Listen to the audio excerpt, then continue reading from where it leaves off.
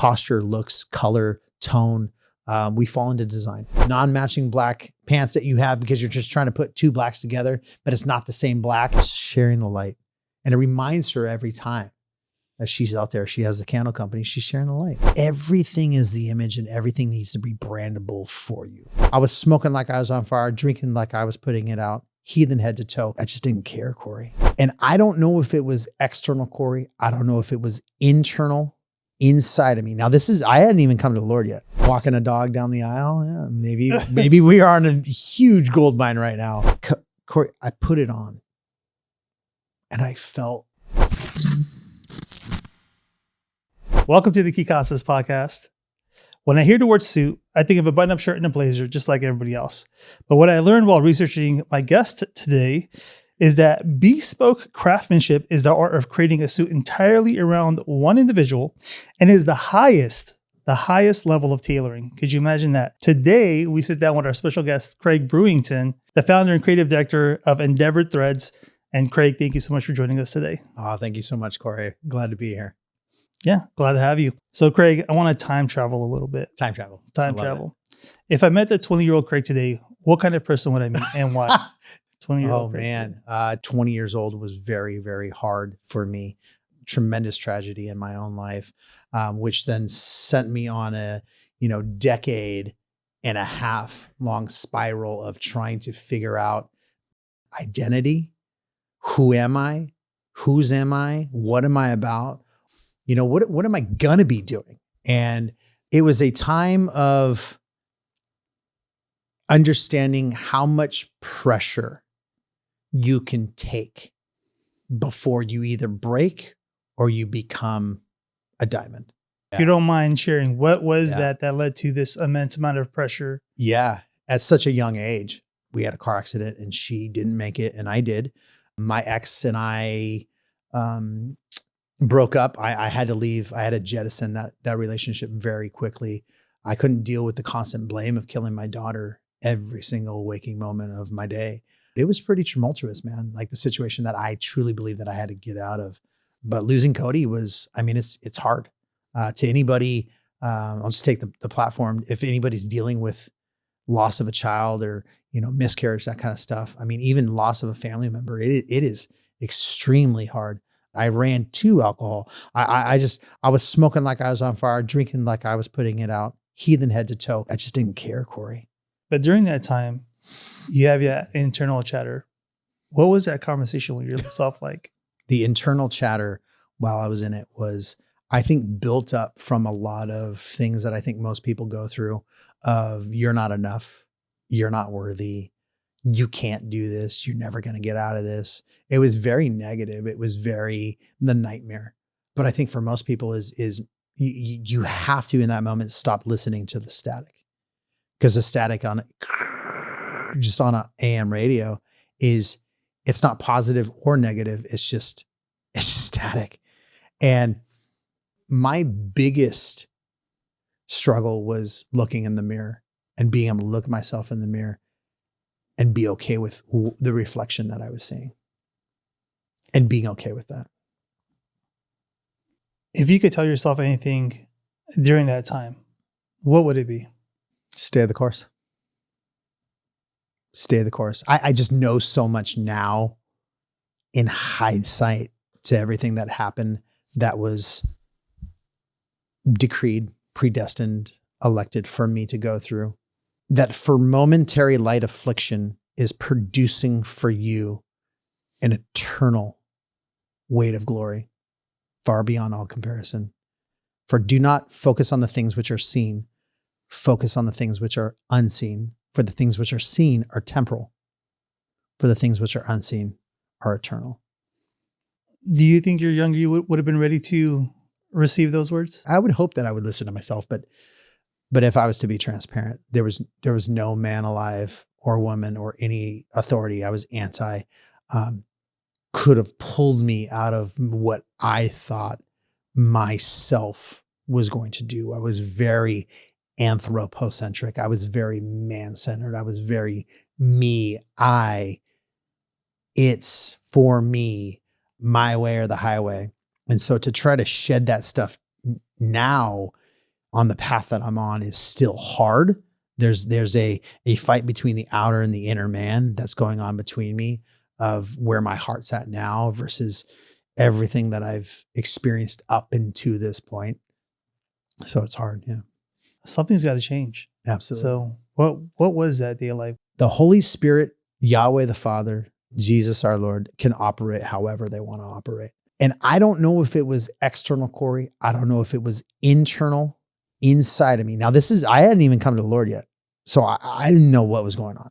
There was this voice within me that was just huge, and it was loud, but it was unanimous. And it said, are you living a life that Cody would be proud of? And I was just like, what was that? And I didn't know what it was. And I kind of kept smoking. And I even opened the door and I yelled at everybody who was in the apartment. I was like, did you hear that? And they're like, what? Crazy dude. And I closed the door and they were like tripping out. And I was like tripping out. I was like, that was weird. And then it happened again. But you mentioned the regeneration for a moment. So what is that? And I'm going to give you Craig's Living Translation because we're just here and I'm going to preface this. But Jesus is sitting with Nicodemus, and Nicodemus was the key teacher at that time. And he's like, yo, Jesus, like, what's going on? Like, I don't understand this. A new birth? What does that mean? You can't be born back into your mother and then be reborn. And Jesus is like, no, bro. Like you don't get this. Nicodemus, aren't you the teacher of the time, the guy that's supposed to know all these things? The key authority, it's a spiritual birth. You have to be born again. In that change of heart, the Holy Spirit has, through Jesus's death on the cross, resurrection, and ascension, given me salvation and new life. There is a newness residing into me. John 14, 16, and 17, if you want to look it up. True biblical Christianity is the transition of one's heart to be made new. So how do you cut people out of your life? Sometimes it's not calling the people. Sometimes it's having the uncomfortable conversation with the person and say, bro, and I love you dearly, but you just can't call me for those things no more. I'm sorry if you're offended, but you have to be comfortable getting uncomfortable. And I think that's truly the answer is getting completely comfortable with doing uncomfortable things and putting yourself in uncomfortable situations to expand your capacity, expand your growth. Because outside of your comfort zone, that's when all the growth happens. And it's not usually 100% of change. It's 10% for 100% results.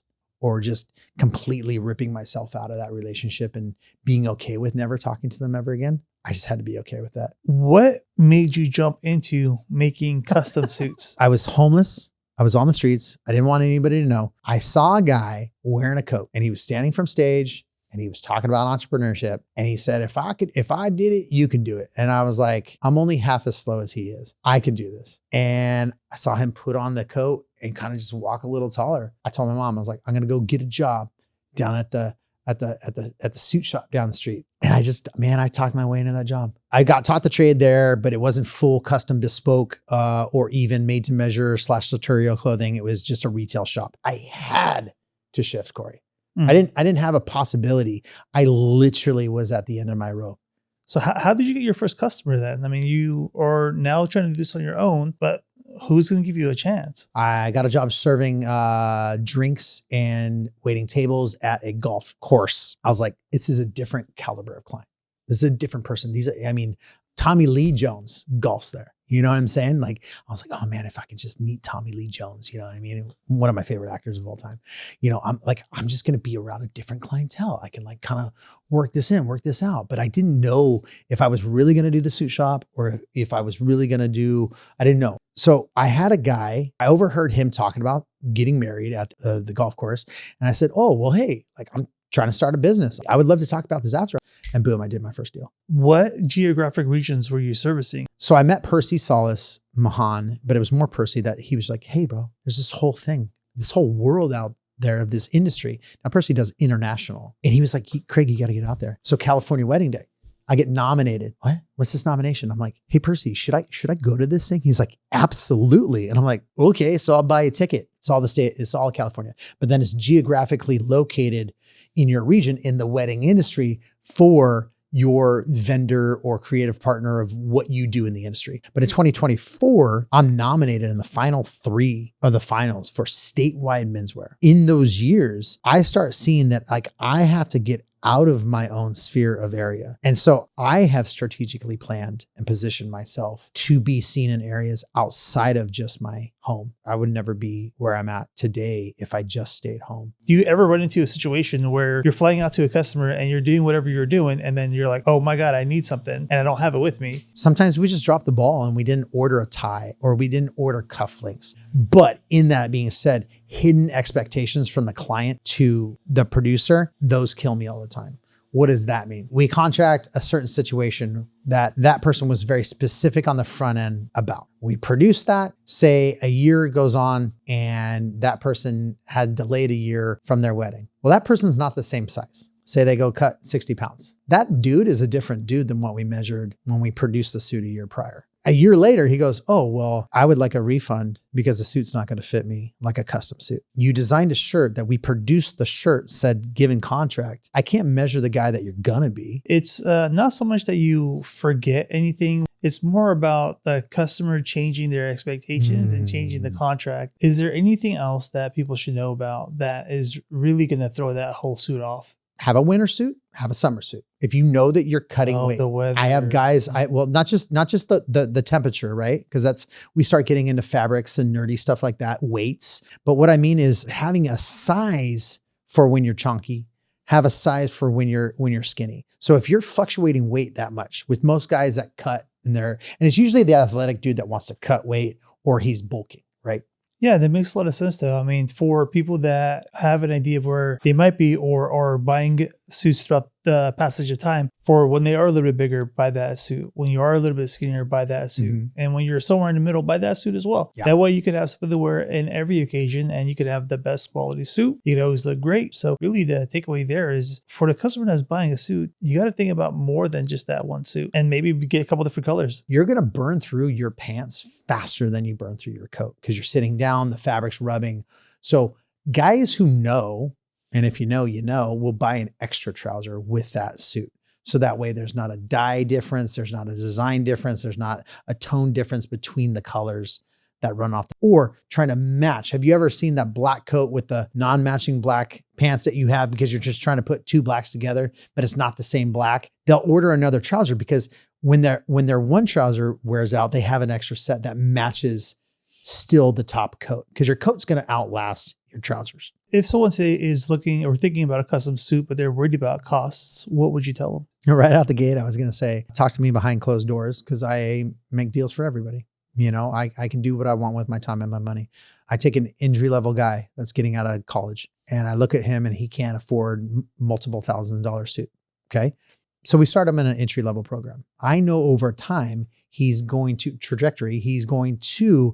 become the guy in his 30s, coming into his 40s that can afford that. But I've earned that business. I've earned that trust over time to get to that. So we'll start you at entry level. There's a difference between custom and customizations. If you run a program that is, you can pick your liner and pick your button and pick your fabric, and they measure you to alter shells that are already produced. That is customizations. There are programs that do that in big manufacturing spots or storefronts that go, yeah, we do custom. They're watering down the industry of me taking 26 to 32 measurements of you, of your posture and everything, Corey.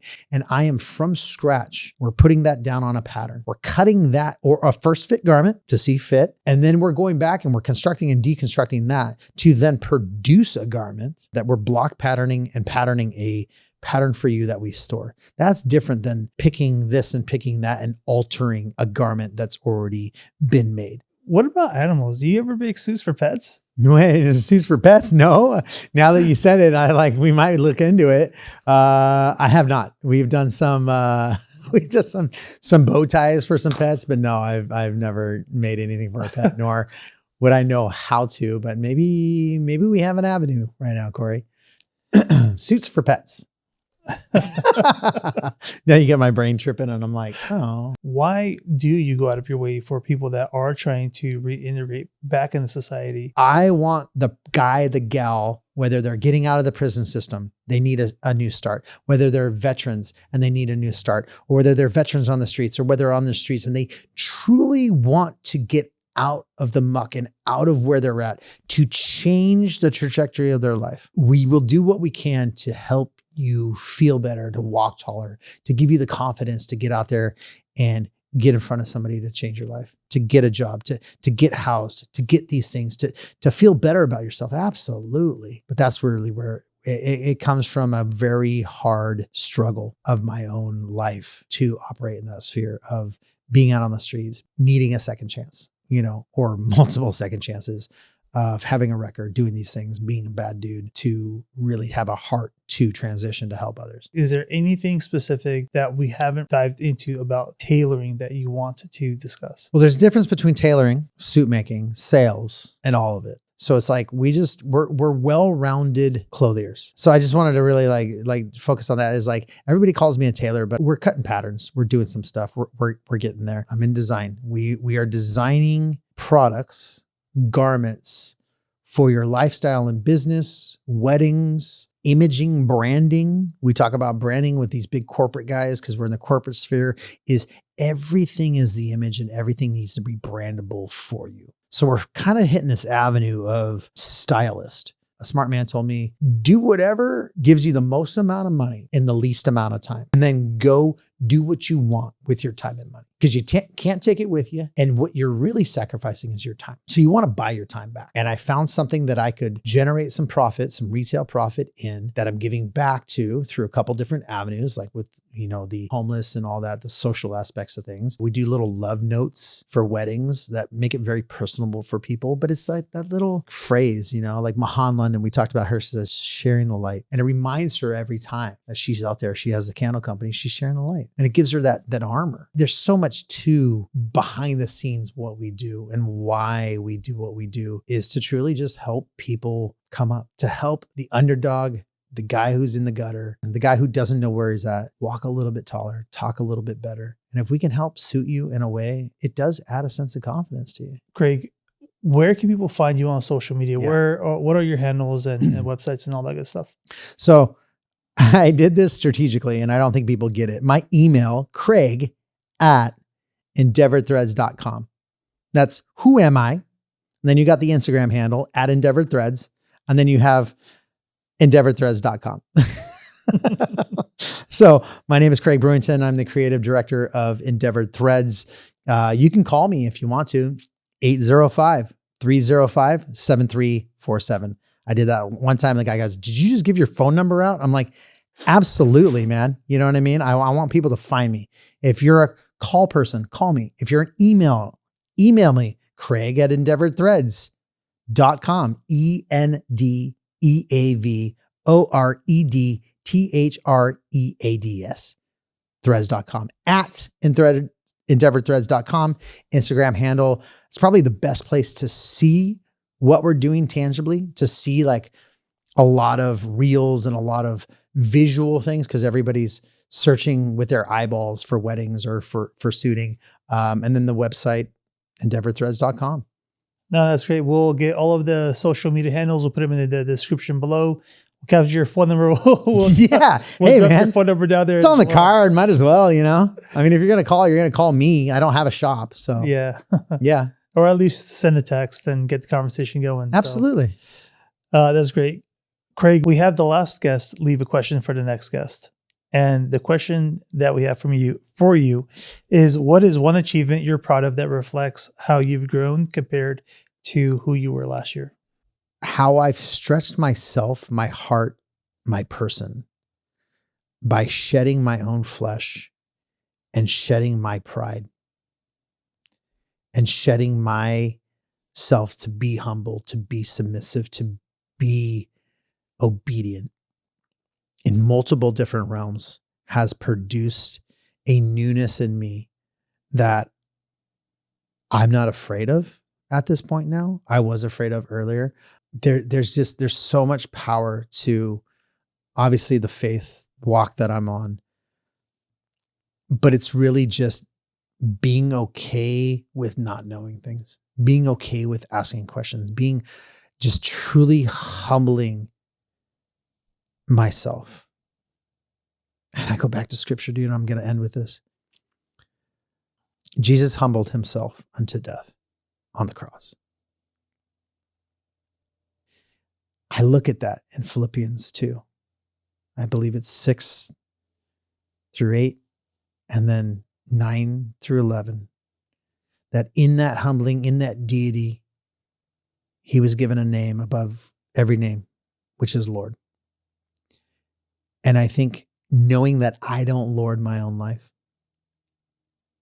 and that Christ the Messiah is Lord over my life, you will either bend the knee or he will crush it in front of you or in front of him. And just the personal growth of learning how to operate, being humble, even with these different levels of trajectory of the business, am I still going to be humble? Even if I'm going to make the most money that I've ever made next year or this year, am I still going to be humble? Am I going to be obedient to what I hold dearest to my heart? Am I going to be true to myself in the mirror? Am I going to be true behind closed doors as well as in front? Am I going to be the same person? And he will trust you with little until he can trust you with a lot. And I've had so much personal growth. What is the je ne sais quoi? What is the essence? What is the thing? It's personal growth, dude. If you say that you've stopped growing or you know everything, bro, you're a joke. Like, I'm never going to stop learning. I don't get it right every single time. I'm building the plane as I fly it. I learn all the time. I learn stuff from this 8-year-old I hang out with. I just go, wow, I never even thought about that. Like, wow, I just learned a core life lesson that I need to adopt into my life. And that's humbling. No, that's great. Personal growth. Yeah, I think we could all use a little humbling of ourselves at times. Mm-hmm. Craig Brewington, thank you again for joining us on this episode of the Keyconceptspodcast. I really appreciate you coming by. Corey, thank you so much, honestly, for this time and these questions and just the opportunity. I appreciate you and I appreciate the podcast, and I just hope that we did well. You know. Oh yeah, so thank you so much. We did super good. No, this is going to be awesome. I'm looking forward to how it's going to come out. To the viewers, sometimes the right suit isn't just about clothing; it's the armor for your life battles. Ooh. And with all the stitches of life, a few come together and fall into suit. Thank you for watching this episode of the Keyconceptspodcast, and we'll catch you on the next one. It's so good.